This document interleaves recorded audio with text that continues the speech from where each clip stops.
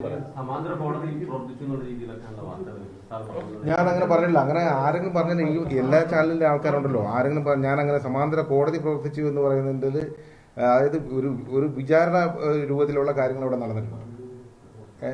അതല്ല ഒരു സമാന്തര കോടതിയായിട്ട് പ്രവർത്തിച്ചു എന്ന് ഞാൻ പറഞ്ഞിട്ടില്ല. അവിടെ ഒരു വിചാരണ, ഒരു ആൾക്കൂട്ട വിചാരണ പോലെയുള്ള ഒരു സംഗതിയാണ് അവിടെ നടന്നിട്ടുള്ളത്. അത് അങ്ങനെ തന്നെയാണ്. അതിപ്പോൾ പറയുന്നത് കൊണ്ട് കുഴപ്പമൊന്നുമില്ല. പക്ഷെ അതിനകത്ത് വന്നിരിക്കുന്ന എന്താണ്, ചാനലിൽ വന്നിരിക്കുന്ന എന്താണ്, അങ്ങനെ ഞാൻ പറഞ്ഞിട്ടുള്ള ആരെങ്കിലും പറയട്ടെ, അതിനൊരു തെളിവ് ഹാജരാക്കട്ടെ.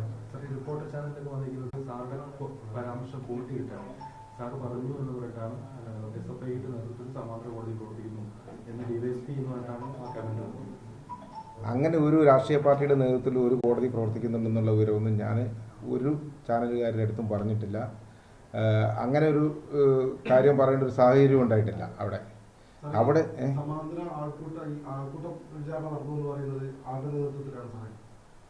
അങ്ങനെ ഒരു പ്രത്യേക നേതൃത്വം ഉണ്ടായിരുന്നെങ്കിൽ ഇതിന് അങ്ങനെ ഒരു കാര്യം സംഭവിക്കില്ലായിരുന്നു. നിങ്ങൾ എന്നോട് ചോദിച്ചൊരു കാര്യം, അവിടെ SFIയുടെ യൂണിറ്റ് മാത്രമല്ല പ്രവർത്തിക്കുന്നത്. അത് എല്ലാവർക്കും, എനിക്കും നിങ്ങൾക്കും എല്ലാവർക്കും അറിയാവുന്ന ഒരു കാര്യമാണ്. അവിടെ ഒരു സംഘടനകൾ എത്രയുണ്ടെന്നൊക്കെയുള്ളത്. അതിനെപ്പറ്റി ഇവിടെ പരാമർശിക്കുകയോ അതിന്റെ ചെയ്യേണ്ട ആവശ്യമൊന്നും ഇല്ലായിരുന്നു. കാരണം വെച്ചാൽ ആ ഒരു ഇതിന്റെ കെയർ ഓഫിൽ വന്ന കാര്യങ്ങളൊന്നും അല്ല അവിടെ നടന്നിരിക്കുന്നത്. അത് എല്ലാവർക്കും അറിയുന്ന കാര്യമാണ്. ഒരു രാഷ്ട്രീയ പാർട്ടിയുടെയും ഒരു പിന്തുണയോടുകൂടി ഒന്നും ഉണ്ടായിട്ടുള്ളതല്ല. കുറച്ച് വിദ്യാർത്ഥികൾ ചേർന്ന് ചെയ്ത കാര്യത്തിന് അങ്ങനെ ഒരു ആരെയും വളച്ച് ഒടിച്ച് അതിലേക്ക് ചേർക്കേണ്ട ഒരു ആവശ്യം പ്രത്യേകിച്ച് എനിക്കില്ല. നിങ്ങൾക്ക് ആർക്കെങ്കിലും ഉണ്ടോ എന്ന് എനിക്കറിയില്ല.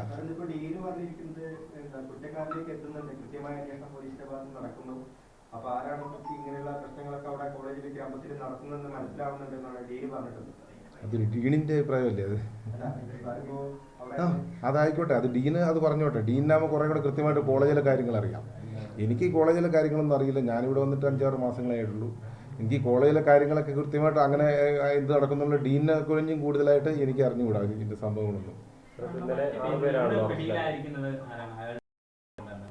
ഇന്ന് പിടിയിലിരിക്കുന്ന ഒരാളെ പാലക്കാട് നിന്ന് ഇതിനകത്തൊരു പ്രതിയെ കസ്റ്റഡിയിൽ എടുത്തിട്ടുണ്ട്. അയാളെ അറസ്റ്റ് ചെയ്യാനായിട്ടുള്ള, അയാളെ ചോദ്യം ചെയ്തുകൊണ്ടിരിക്കുന്നേ ഉള്ളൂ. അയാൾ ഇതിനകത്ത് നേരിട്ട് പങ്കെടുത്തിട്ടുള്ള ഒരാൾ ആണെന്നാണ് നമുക്ക് കിട്ടിയ വിവരം. അതിനെപ്പറ്റി കൂടുതൽ വിവരങ്ങൾ മനസ്സിലാക്കുന്നേ ഉള്ളൂ.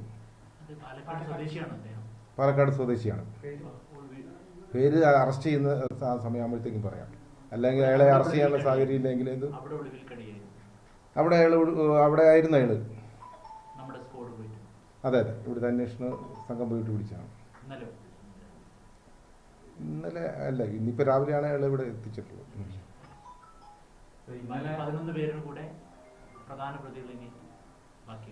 ഇനിയും 11 നമ്മളെ ലിസ്റ്റിൽ ഉൾപ്പെട്ട ഒരു 11 പ്രതികളെയാണ് ഇനിയും നമുക്ക് കിട്ടാനുള്ളത്.